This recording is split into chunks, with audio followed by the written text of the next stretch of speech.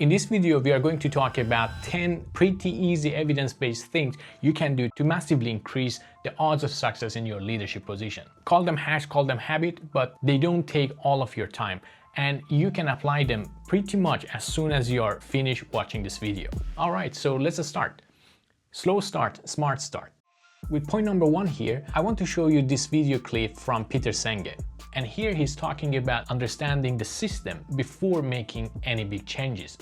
The reason I think it's important is that until we start to see that, we don't begin to feel this water. And we have no clue what it actually means to try to bring about truly systemic or deep or profound change.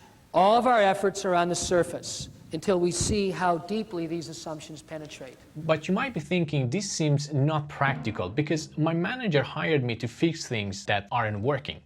This is a bit theoretical. Do you have any actual science or research to back this up? And with that, I'd like to draw your attention into a study from Harvard Business School.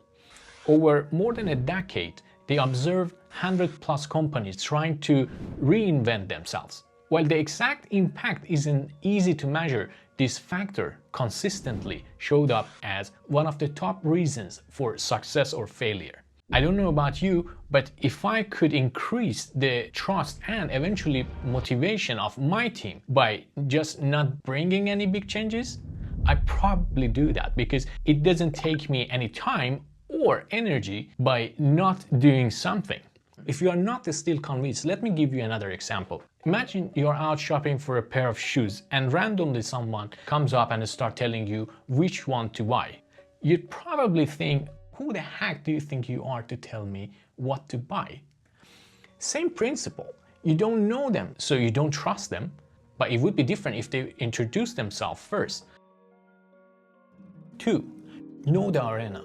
Now, the first point heavily relies on this point. In fact, you want to first know your team members, their system, technologies, etc. well enough to understand their pain points and why they work the way they do. But if you want to change something that isn't working, why do you need to know it? If that's what you think, let me explain. The classic example of this is solve a 1,000 pieces puzzle with no picture on the box. You spend a lot more time guessing than solving.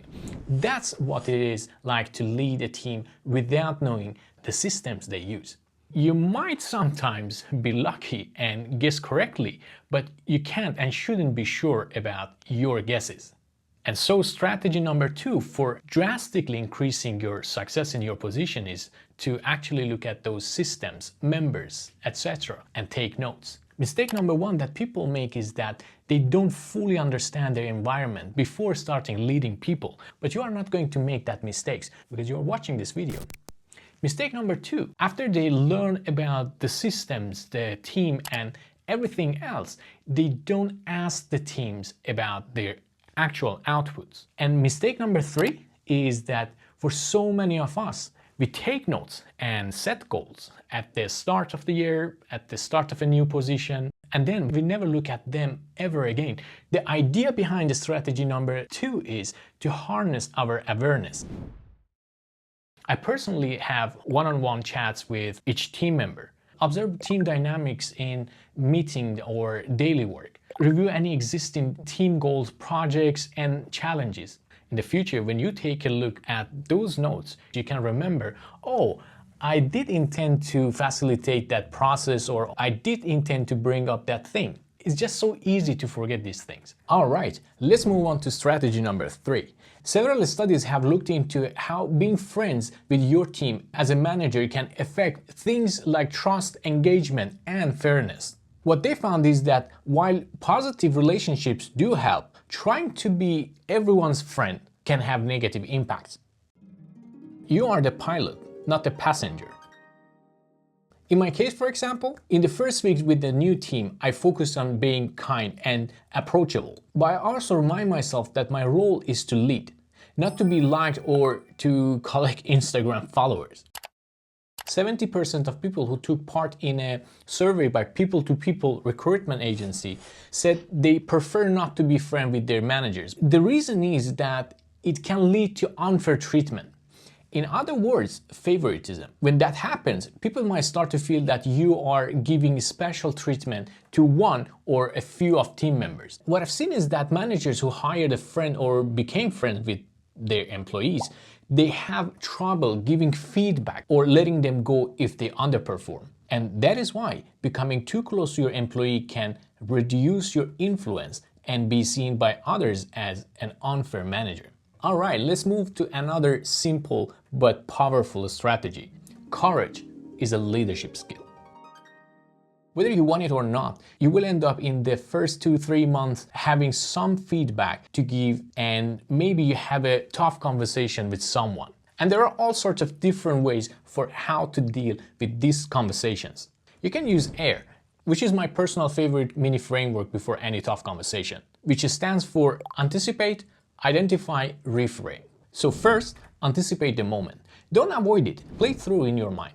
Whatever you're going to say, what may they say back, then identify the emotion. What are you feeling? Nervous, frustrated? Just putting a name, it can lower its intensity. And finally, reframe the situation. Instead of this is going to be awkward, shift it. This is a chance to strengthen trust or to help them grow. That is it. Quick to remember and surprisingly powerful when you use it. Mistake number one that new managers make in giving feedback is they lose the control over the emotion, they overreact or completely avoid them. And the second mistake they make is that they over-explain because they don't want to make problems or come out as unfriendly managers, turning simple feedback into a Netflix miniseries. And so, strategy number 4 that we have here is just keep it simple and clear when you give feedback. I also have made a full video on this topic that I really think you should check it out after this video. It is simple 3 steps how to handle hard conversations without making the situation worse. Link in the description of the video. And finally, we come to fairly easy strategy number 5, and that is to realize you are in a new game. I like to get your attention on these 2 classic researches. 1, the Peter Principle, and 2, role conflict and role transition. There was this study where they were looking at people who were promoted based on success on their old role, not necessarily because they are ready for the new one. What they saw was that these people often keep doing what they were good at instead of learning to do the new job.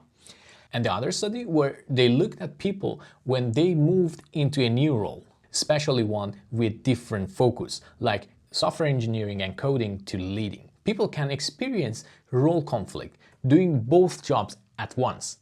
This is especially important if you are moving up within your company. Remember, you've been promoted, not cloned. You still have 24 hours a day. You need to learn to become a leader and leave behind the contributor position. Even if you have to continue doing your old position for a while, you need to spend at least 30% of your time learning and growing your leadership skills, and over time transition fully to the new role. I hope you'll incorporate all 5 of these things because they are super important to do and they are evidence-based and they work. However, this is part 1 of 2-part series and we still have 5 more strategies or things to take a look at. With that said, when the second video is uploaded, you can see it here or in the description of the video. I'm Sam Levin, thank you for watching and see you soon.